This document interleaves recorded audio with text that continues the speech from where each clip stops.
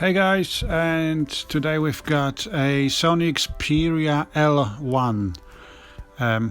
I think the principle behind it is to replace the E5, but we'll see how that goes. The whole Xperia E series. Oops, the charger has fallen out. It's not a quick charger, and the phone does not support quick charge. Let's see, what's the power output? All right. However, it does support Type-C. Yeah, we've got a startup guide. It does support Type-C, which I will show you in a second. So it's good to know that Sony is getting on the Type-C bandwagon. Yeah.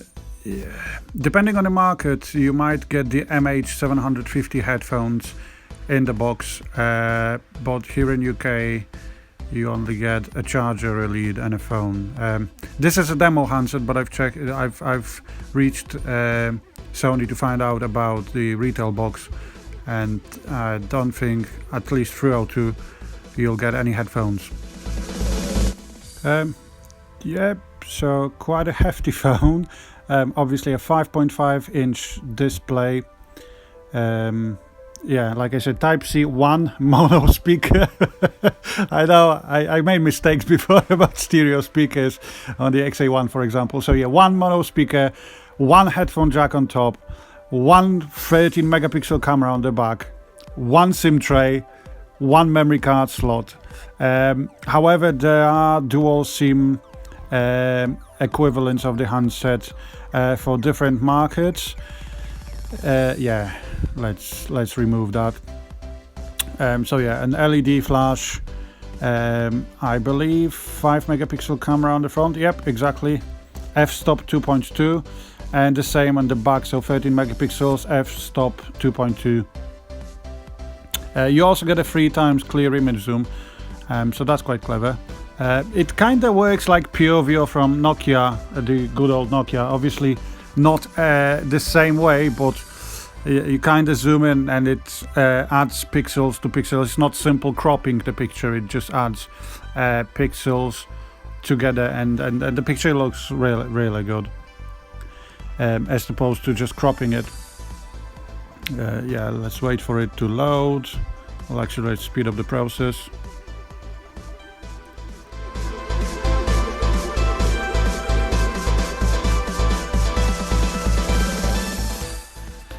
So, hello, we don't need that, nope, really, okay. So standard Sony user interface as on any handset from an Exit Premium to L1 E5. Okay, let's change that flickering a bit, yeah, thank you.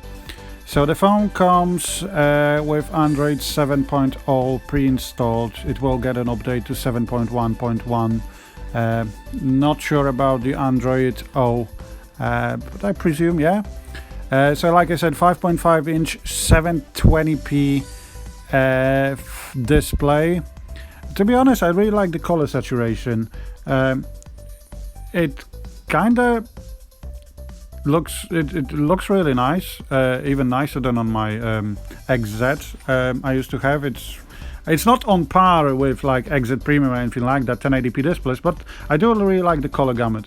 Yeah, you can change the display size and the font size and everything. You could probably see before that the phone comes with 16 gig of internal memory. However, that internal memory is expandable with memory cards, micro SD up to 256 gigs, smart backlight control like on any Sony.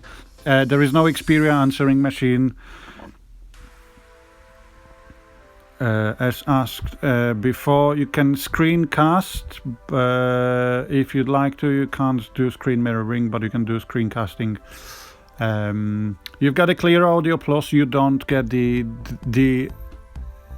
SEEHX, the upscaling bit, but at least you get a clear audio, so it's like kind of tries to find a perfect balance for your music when you listen to something or your movies.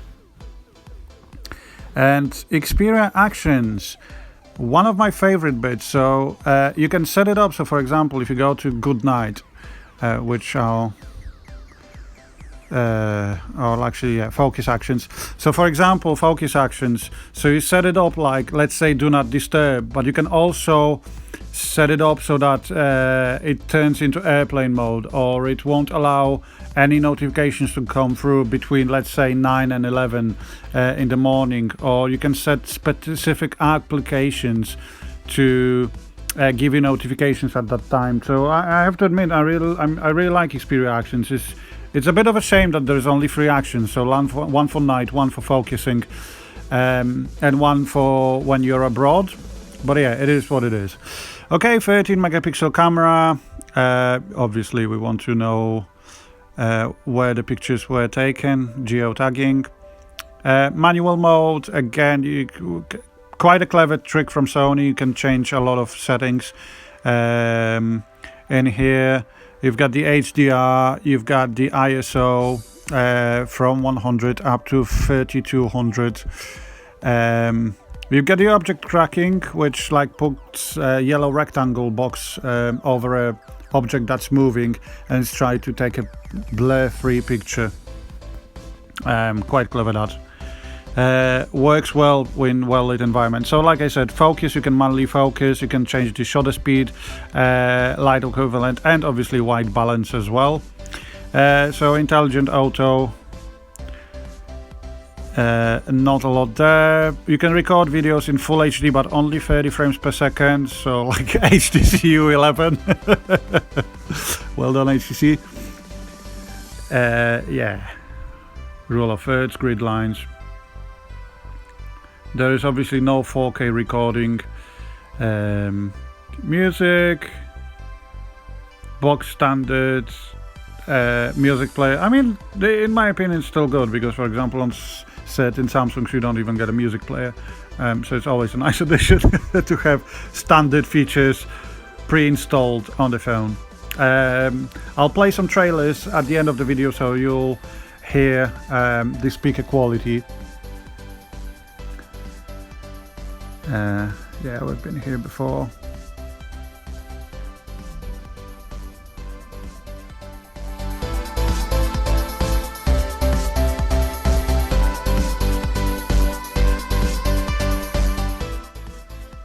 And yeah, I'm gonna do a small comparison size to the XA1. I don't have an E5 unfortunately at the minute, so I know it's a dummy handset, but at least I wanted to show you the size of the, obviously it's a 5-inch phone, the XA1, but it's still 720p screen, so and obviously you get the better camera on the XA1, 23 megapixel, and so on, but just wanted to show you the size difference between two phones. Okay, and now let's run some benchmarks. So it's not a Snapdragon, it's a MediaTek quad-core 64-bit processor in here. It's called MT67370. Wow. And let's see what are the results, and the results are in. Okay, so single core 667, multi-core 1883. And now let's run Antutu 3D, so not the strongest GPU.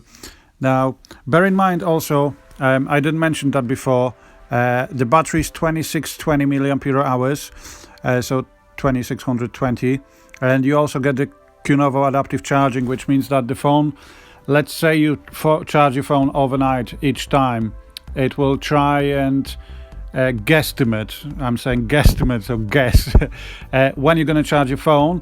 It will charge it up to 90%, and then it will stop charging, and it will charge the remaining 10% like an hour or half an hour before you wake up, so it preserves the battery life. And what Sony claims is that after 2 years of usage, your battery will still hold the same amount of time as it used to hold when it was brand new. So as you can see, the processor and the GPU is struggling a bit in here, but bear in mind that even the XZ Premium and U11 got around like 30 frames per second here.